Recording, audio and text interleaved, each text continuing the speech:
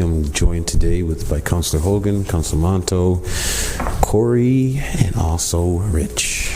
Thank you so much for being here. We're going to discuss this capital improvement plan that includes the purchase of equipment and other vehicles for D.P.W. So, Corey. Thank you, Councilor, and thank you for the opportunity to talk through some of our vehicle and equipment purchases. So I have Rich DeVesti here, Director of Fleet Operations, and we've prepared just this kind of brief overview of both, what the previous funding levels have been for DPW CIP, their capital improvement plan, and then also in a list there of the bureaus that these vehicle and equipment purchases are for. So you'll notice that, sewers is not in there because they're a separate fund, but it does cover these 7 bureaus from DPW, each of them with their own unique operational needs. And then also on the backside of the overview is just a breakdown of each one of the vehicle purchases. So you'll see there the equipment, some notes there of whether it's replacing an existing piece of equipment. And then also there's some additional information about another request before you for $175,000 for some vehicle purchases. So all that info is there. I can throw it to Rich to add any additional information. Then obviously we're welcome any questions or concerns folks might have. Okay, so what we've been doing is going through all throughout the year. Well, actually with Tim Rudd. And we're trying to get the fleet up to 10 years old at the oldest. If you look at the purchases that we're making, like for this year, you'll see we're still replacing some older, more gently used 2004s and 6s and 7s. There's still quite a few. So every year we've been going through the past 3 years and just taking the oldest so that at some point in the next 2 or 3 years, we will just be getting out, like right now, in 23, we would be replacing 2014, so that in 24, when these get delivered, they would be 10 years old and get rid of them. It does 2 things. First, it cuts down on the mechanics. Since we don't have a lot of mechanics, we don't have to work on the older equipment. And then second, it gives us a much better fleet, a much more reliable fleet. So that's the target. It'd probably take us another 2 more CIPs or a little bit more to get to that point. And so that's where I come up with the numbers for the purchases. We're just basically getting the oldest or something that may expire before that. In with these, you'll see all the bureaus. Some of the bureaus we get, money from separate funding, so you don't always see the sewers, and some of the bigger, like street repairs equipment too, we can get through. We'll do that separately. So this is mostly smaller equipment that doesn't really has a 10-year life. Would be the outside is like a pickup truck for us lasting over 10 years is it's a hard life for them. So with these vehicles that are being purchased, are they RFP'd or who do we go through? Oh yeah, they're all on county contract. They go through all OGS. We put out a lot of vehicles aren't on contract anymore because the prices have been fluctuating. Okay. So we have to mini bid them. So I have to go through the county. They put it out all the OGS dealerships, and usually I get 4 or 5 different bids back, and we go with the lowest bid. And what is OGS? What is this? It's just a government. I don't know what it's. General service. There you go. Sorry. Office of Gotcha. Yeah. So those companies have to be OGS certified. Yeah. They sign up to be, so they're on the email, so they know what's being bid out. And if you go on the OGS site, there's every town in the state is in there. Gotcha. And I'd say 90% of all the companies that we've been purchasing from are in the state. Services, gotcha. And this is a part of the mayor's capital. Yeah, it's all approved. Yeah, we go through the plan. I put out a sheet, and I'll go through Tim's office, and I'll go through what's aging out, in the computer, and I have a plan for the next 4 or 5 years. What I'm going to replace in 26, 27, and 28. The hardest part right now with it is it's taking so long. So we're just getting stuff up, delivered now that was ordered in 21, which is not a normal way that 5 years ago, you would get something within a year, and now it's 18 months. Bigger trucks are almost 2 years. I ordered some replacement plows summer of '21, and they're not built yet. They're not done. We'll get them this summer. So, and we're due. They're replacing 2010s. So it's a long 13 years to be on our streets. So you're replacing 2014 vehicles? Yes. Well, I put a few 2014s that are older in there. Oh, there's some older than that? Oh, yeah, there's some 02s. Because some of the vehicles we don't use as much, so we can... Oh, here it is. Okay. Sorry. Some of the vehicles we don't use year-round, we'll only use them for, different parts of the year. So some of them do actually last longer. And we'll keep something as long as we can. But if it's going to spend days in the shop, we just don't have... We don't have the mechanics that can just sit and work on the same vehicle over and over again. So in replacing all of these in 2023, let's say, how many more of these very old vehicles do we have left? Well, by the time these come in, we'll just have a whole other batch of very old vehicles that'll need to go. It's never ending. Okay, So, it's just a work in progress. yes. So, Rich, thank you for this breakdown. Question though, so you have it on here, the human resource, MBD, assessment, and Oh, safety. that's something different. Yeah, I got Will you get there?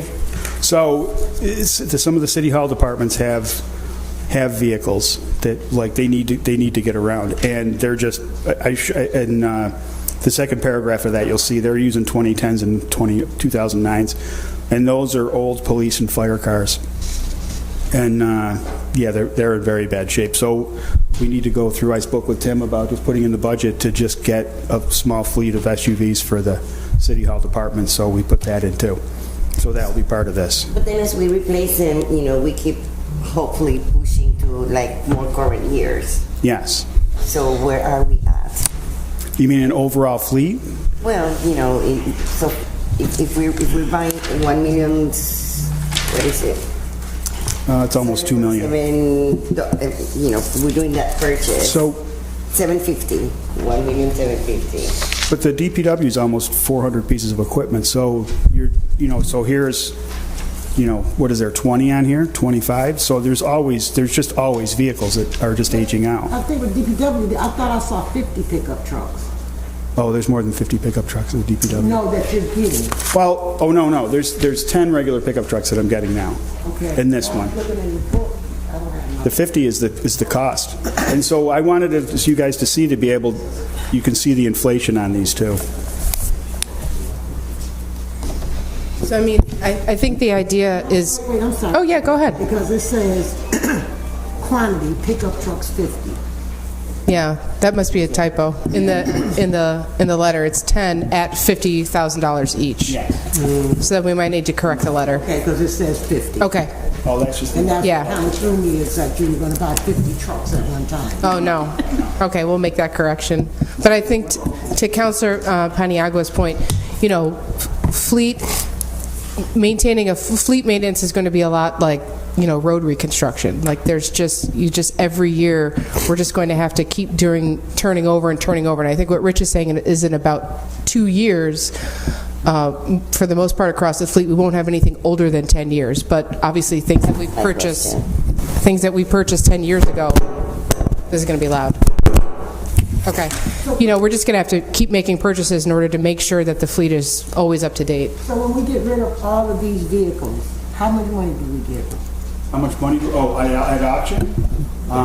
So somebody actually wants them? Oh, we put them on Auctions International, which is a multi-state, like a New England.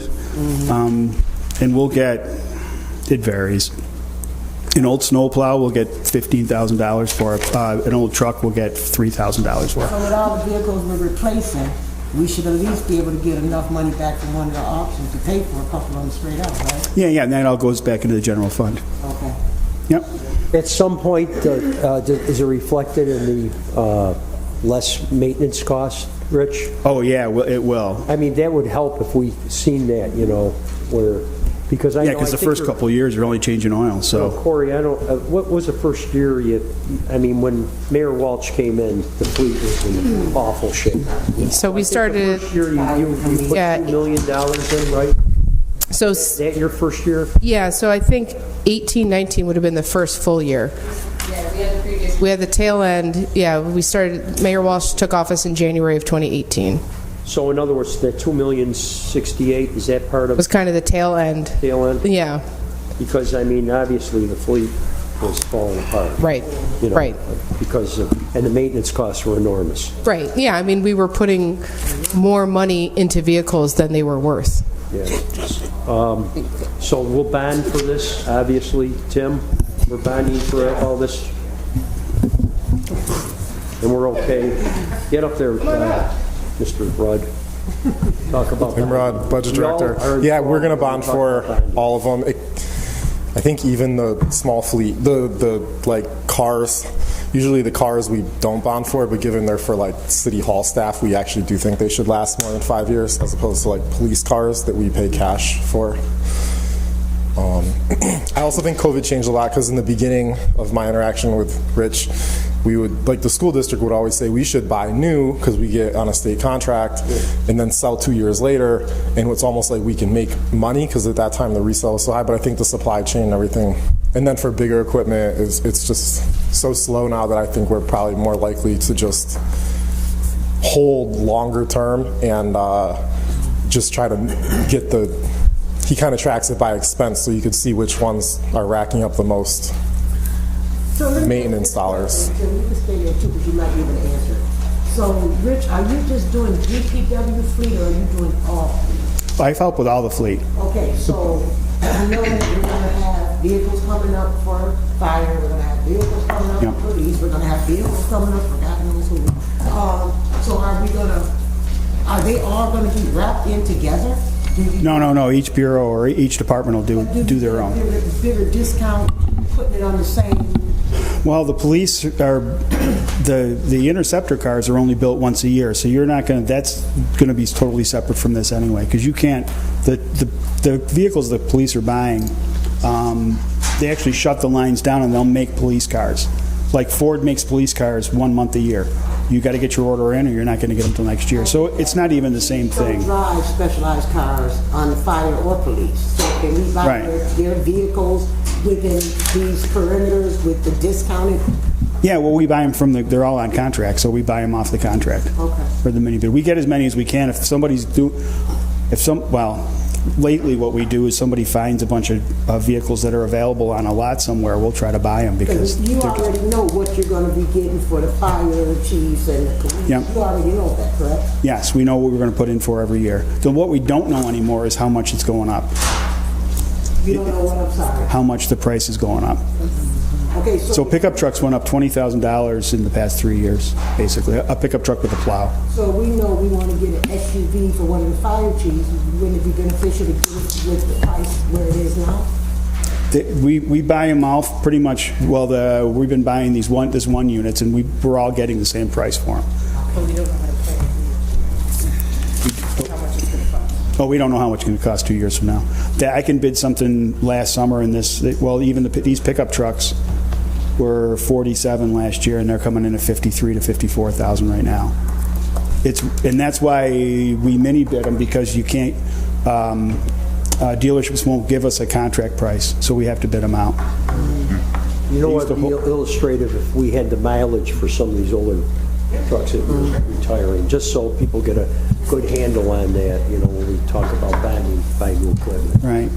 Well, mileage may not determine the shape of the vehicle, but yes. Or Sometimes they get a little. Maybe.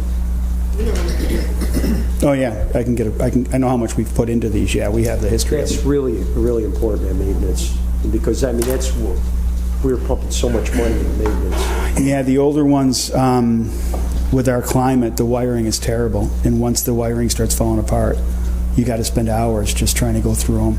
And one wiring harness for a vehicle is $3,000. So you're not just taking a piece of wire that's $10 and putting it in. It takes work to track it down. You know the length of the size of the plows and the 10-wheelers, so Right. It's a lot of work. Once lights start going off in the dash, it's tough. Like I said, I have 3 plows coming in right now to replace 2010s, and those trucks run good, but their wiring's terrible. It just rots away, and we can't do anything about it. I have a question about the vehicles for Human Resources, MBD Assessment and Safety. is it necessary to have a SUV versus like a sedan? Do they haul or? No, but they're going to be out in all weather, so we'll get a little all weather. And at this point, the small SUVs are only going to be a few $1,000s, but they're not getting big. They're not getting Suburbans or something like that. They're just getting the little Ford Bronco Sports have been what everybody's been buying now. So fuel efficiency, is it on par with like they get close sedans to as well? 28, 25 to 28. Yeah. Now the Impalas get like 40 if you drive them nice, but we're not going to get that. But we'd be better off having a little SUV. Because like the safety guys will bring cones. If something happens, they'll go to an accident or an incident, and they'll put the cones out when they're parked with lights on and everything. So I'd rather have them have a little payload in it. Next question, electric vehicles, where are you at with considering those in any capacity? We can't fix them. I can't train a mechanic to fix them. A good mechanic that works on electric vehicles is making more than twice what we can be able to pay. So if we want to send somebody to school and then have them get offered a very nice six-figure job to go somewhere else, it's not possible right now. I mean, we can start, and then we don't have any charging stations. We'd have to start with charging stations. So I've looked into the grants, and the grants for the charging stations and the partial vehicles, the charging station has to be open to the public. So do we want traffic at the D.P.W. to people coming up? Because you have to, in order to approve the grant, you have to let the public access to the, we don't want the traffic in the, you don't want the traffic in front of the police garage or in front of the fire garage. We just can't. What about other municipalities? Do you know if they're going green at all, or? So for some small city cars, yes. Well, they had a report on yesterday. Basically, they're saying that the electric vehicles are more worrisome than they're worth because they don't have enough charging stations, first off. Tulsa has to change something the end of this month, like you said, to allow the open public to come into their charging. Yeah. And they're bucking that. And then they're saying there's so few that if you have to go anywhere with them, you're not going very far. So a lot of people are looking at electric vehicles. But like for city, if it's just, immediate 5-mile radius or something. They'd be, yeah. I would worry about even keeping them 5 or 6 years. I mean, I don't know where they're going to be with our corrosion in 5 or 6 years. All the ones you see out there now are only a couple years old. Okay. I'd really like to see how they age first. Plus, how much sense does it make to buy something that we can't fix ourselves? We can't. There's a lot of technology. I mean, there's 350 volts in that battery. Guys don't. We couldn't get in there. We couldn't. I mean, it'd be too dangerous for us to even open the hood. Rich, I have a burning question. What does HR? They get 3 vehicles. Where are they going? Well, they have okay. So it's safety HR. We have a safety director and we have trainers. So we have the safety trainers that we're just starting. We have one now with a safety guy, and then we have I don't know what Bob reports. They go to incidents, plus they take people and train them. Okay. And they're doing the whole city, so they're going from place to place. So they share cars, and I'm stealing old cars from like the fire department. These a couple of these are embarrassing. They're pretty old and beat up. It was just a curious question. Yeah. Same. Yeah, they go from water to parks. They spend a lot of time at parks now, showing these guys how to do things. So, Deputy Commissioner Fordak, you mentioned that there's safety involved with the trash automation, right? So are those people? Excellent. Thank you. yeah, they'll be helping us train everybody on that. So. Just one comment on the price going up. So the CIP is a little thicker than it used to be. So there's backup sheets for everything. So like the vehicle request has a sheet that lists exactly what type of vehicle is planned to be replaced, how many we're buying, and what the price is today. So that if it goes up 20%, if I come back next year and it ends up being way more, it'll be clear that it's the same plan. It's just that the cost went up. And it's kind of by vehicle category, so Rich will give. Like fire has only so many, they have engines, they have aerials, they have like certain categories of, so he can see the entire fleet, and then he says we replaced 2 this year, 2 of a different type the next year, and it rotates, so it's on a plan like that, and the idea is to do that with each category of vehicle. So like police cars, there's this many that are this old, so we buy this many this year, this many next year, and as long as we stay up, in theory, it, Right. We just had a little catching up to do first that we've been pretty good on. And having the trainers actually is great because we're showing people how to operate them a little better. And the new wash bay is great because people are bringing them in and washing them a lot more. Water's our best friend. Keep them clean. So. And enclosed parking spaces. Wink, wink. And enclosed parking spaces. Oh, enclosed parking spaces. We could get them. Yeah. Well, the annex is good, too. During the winter months, this is just a random question, does it help for any of these vehicles to be undercoated with the salt and Oh, we carbon? undercoat everything now. They do get Since I've been here, undercoated? we started undercoating. Okay. Everything that comes in, going to parks, water, and fire's been doing it, police has been doing it a little bit. Well, the police do it at their own garage, but we do parks and water and the DPW all out of the DPW garage. Has it been helping Yes. to a degree? Gotcha. The salt trucks are tough. I mean, the plows are tough. I mean, Right, they're right. just, they're like submarines. They just rust everywhere. So we're trying to keep them, and the guys are good now with the new wash bay. They've been washing them after an event at night. They're running them right through and washing them all, which is great. And we've undercoated the most recent batch twice. Both summers, we gave another coat of undercoating. So Where do you wash the cars? there's a wash bay behind the, On site? yeah, behind the DPW. It was just finished last year. That was, yeah. It's manual. It's not a machine because everything's a different shape, but it worked good. We had to put new exhaust and everything like that, and new heat machine and everything. So, yeah, the crews are good. They've been really good this year. Even the sanitation's been good with their new trucks. So, not sure what else we would like to know. Any other questions, councilors? Nope. No? I just, before we close, I'd like to just compliment the Department of Public Works for the fine job they did Monday. You know, and we had a little event on Tipperary Hill Sunday. Just a little event? Yes, well, it was more than a little event, but the Department of Public Works the next day had everything all cleaned up. So be ready for Saturday, Commissioner. Okay? We got another event up there. And I'd like to congratulate you. Following. You know, you've been a real godsend, Rich. Oh, thank you. You know, as far as all this stuff goes, because traditionally, this has been a real problem with the council. And I've gotten support everywhere along the way. I mean, Tim support's putting more money into it, and these guys support. I mean, I'm getting it from everywhere, so it's not only me, that's for comes a sure. long ways from no parking signs being on the bottoms of cars. Right. Yeah. And that happened. But now it's just getting them in. Now that's the biggest challenge now, because it takes 18 months for delivery, and you guys have talked to the fire department. It's 38 months for a fire truck. So it's a long time to plan.